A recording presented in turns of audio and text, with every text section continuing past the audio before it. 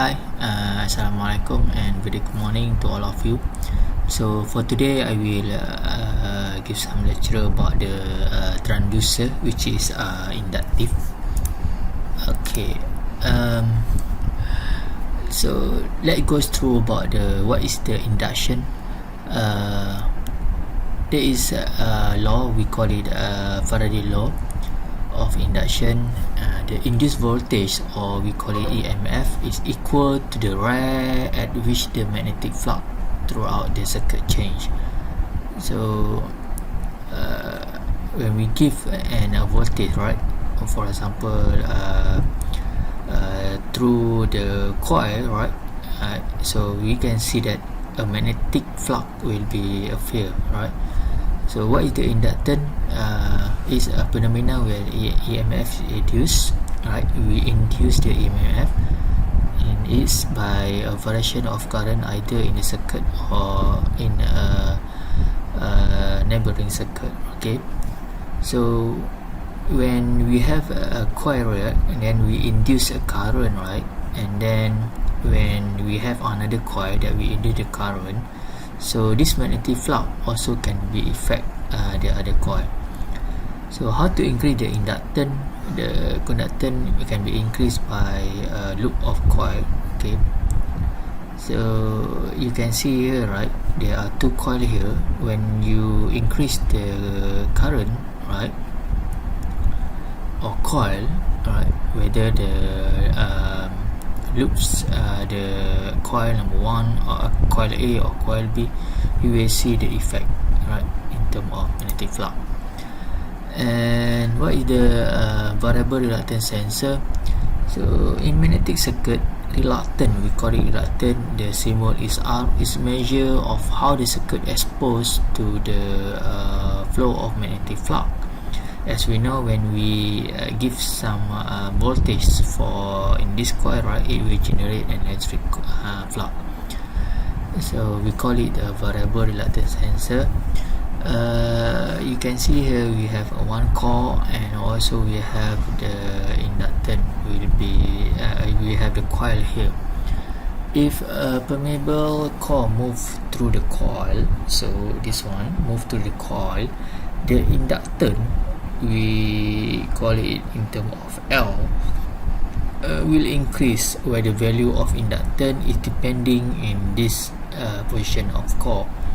So that means if you want to measure some displacement, alright, so for example your displacement start from 0 and then it will go to 1 centimeter or 2 centimeter, so you can attach it to the movable core, and then you can get the result of the inductance.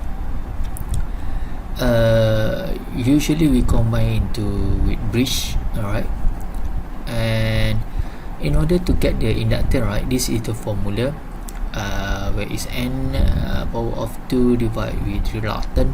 So N is what? N is loop, number of loop or turns, and how to get the reluctance is L divided by nu, and nu naught, and A, area of the cross section. Let's go the example 9.1. The inductive transducer. Okay, so how to do the inductive transducer is just you need the movable core, right, and also you just need the coil. Okay, the inductive transducer is used to measure displacement given core permeability mu C, right, this one core permeability mu C, alright, equal to 100, and amateur permeability, this one, alright, nu A equal to 100 also, and also air permeability nu air is equal to 1. The coil N equal to 500, and R radius is R here, right, is 2 cm, and core radius R, right, inside this one is 0.5 cm, and armature thickness, this one given is 0.5 cm. Determine the reluctance R and inductance L. So before you can find the inductance L, you need to find the reluctant R. So determine the reluctant R on inductance L for D equal to 0. That's mean there is no air gap. And B, D equal to 1 mm. The gap is 1 mm. So this is the solution. First you gather all the information, and then remember this is the formula that you are going to use. First you need to find the reluctant, and then you can find the inductance. Remember, the reluctance is depending on the core permeability, right? Depending on the flux flow. Okay, so we can see that the flux, or we call it the magnetic flux, is flow through all this core first, and then it will flow also all this gap and also this armature permeability.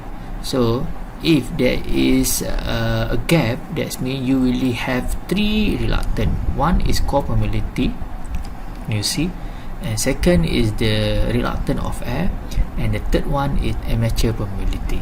Alright, so if you don't have gap, that means you only have the 2 reluctance, nu C, reluctance nu C, and also reluctance for permeability. Okay, so let's solve A. Alright, no gap, so you can find the R core reluctance for core here. Okay, and also you can find the reluctance for arm, okay, here. Okay, so go back for the formula. L nu C nu no A. So this one L is 2 pi R divided by 2, because this one is the half circle, right? Divide by 2. Alright, okay, and then you got the answer. The area is pi R squared. It is cross-sectional area inside this one is pi R squared. And for the R arm, the length is 2R. Is you need to follow the flux, right? This one 1 2. Okay, the length is 2R. Okay, the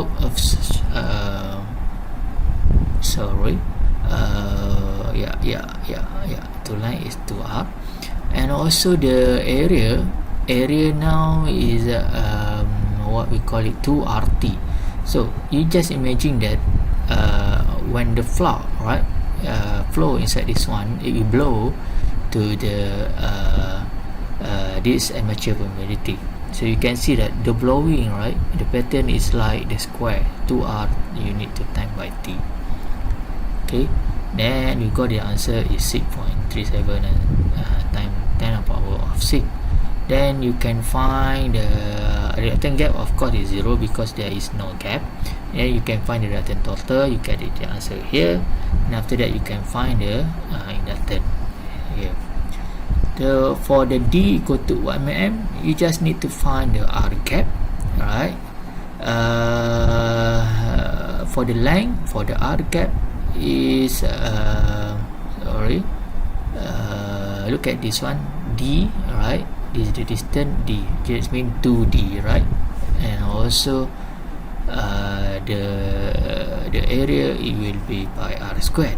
Okay, because it blow, right? Because inside this one is like a circle. Okay, so we can see that we need to find the R total, reluctance total, and then you can find the inductance L. So what the difference between this one? If there is no gap, the inductance will be higher compared with there is gap. So you can use this one as your displacement sensor. Okay. Next is linear variable differential transformer. So normally for inductance sensor, we build it as a LVDT, linear variable differential transformer. So what is it? It's comprised a coil former. We call it a primary coil here, and we have also the secondary coil. This is secondary 1 and secondary 2. So at the primary coil, you excite the current or voltage here, and then you have the core or movable core, and this one, secondary one, you can check the voltage here, alright, as a sensor. So how it works? when the core moving, right? Okay, for example, we put it this one secondary or section 1, this is primary, alright. This one secondary 2, okay, alright. So when the coil at the center, right, we can get the output like this one, right?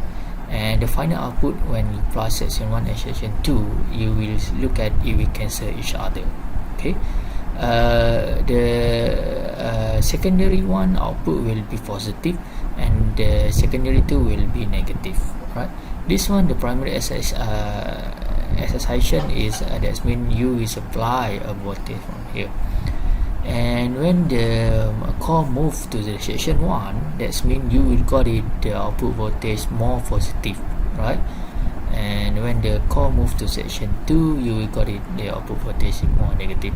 It is look like this one when the displacement, like for example moving to the left, we call it is positive, you will see the voltage it will be more positive, and then when moving to negative, so you see that voltage more negative. We know that the inductive transducer, the output of course will be in term of AC, alternate current, because you excite with the AC source, and we can use what we call it this one